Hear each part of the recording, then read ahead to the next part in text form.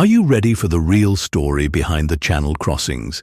In this exclusive highlight, Labour MP Mike Tapp, speaking from the heart of Dover, reveals what's really happening, from new French interventions to the truth about who's arriving on Britain's shores.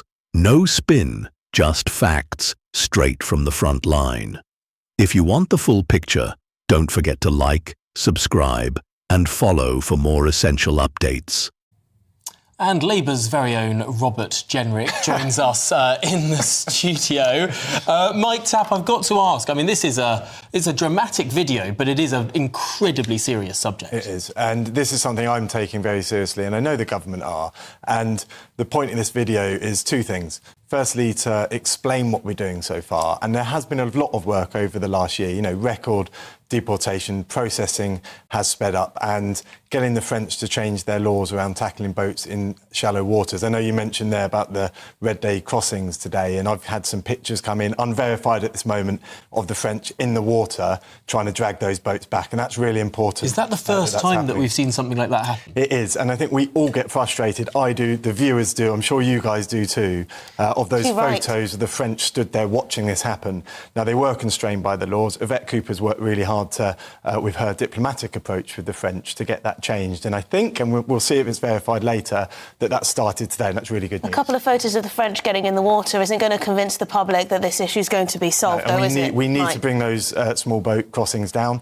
There is a lot of work going on behind the scenes internationally against the gangs and domestically. But the fact is, we need to see that in the results, and there's things like offshore processing. You genuinely think smashing the gangs is the way to achieve this? Because it's looking highly unlikely, Mike. It's very much a part of the answer to the problem. It's a very complex issue. There's no sort of one policy that's going to sort this out, but things like offshore processing centres in the UK. Will the French allow us to put our military in their waters? Probably not, but it's a question worth asking. Our work around the ECHR is going to be really important, because we can't have these judgments abusing the ECHR. Would you be happy to see the Royal Navy out there in the waters, potentially taking the boats back to France? I think if it's fitting and working with the French, with their permission, that could have an impact. But of course, that's a bigger diplomatic question. I get really frustrated if we can't deport a foreign paedophile. Something is not working, and that's why I'm really pleased to see the Home Office talking about tightening up the ECHR. So we can't do that. We've had Keir Starmer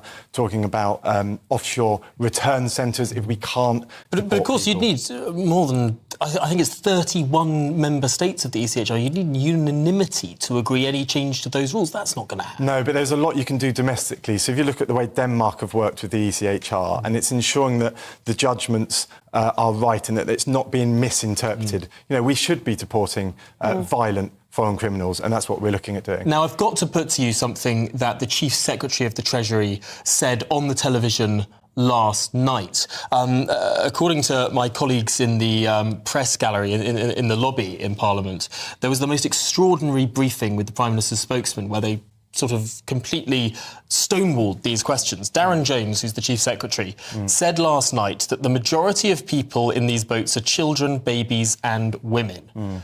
Number 10 today is not willing to stand by that, but they do say that they have full confidence in the Chief Secretary. I mean, it's just flat out wrong, isn't it? Well, Darren's a fantastic minister, and the work that he's been doing around the economy must not be ignored. Irrelevant. What I will say on this, I'll be really clear that we do see majority of those crossing being young men. Now, that's not acceptable, but a part of the reason for that is because they're relying on family reunion visas. Why would you say they're children and women then, mainly? You'll have to ask Darren about that. I think he's a fantastic minister, but I'm being really clear now that what we're seeing coming over... He's a senior cabinet minister. I mean, will you be, as the MP on the front line of this crisis, with your constituency seeing this happen every single day, will you meet with him and tell him the reality of this? I mean, government publishes its own figures that say at least 70% of these are adult men.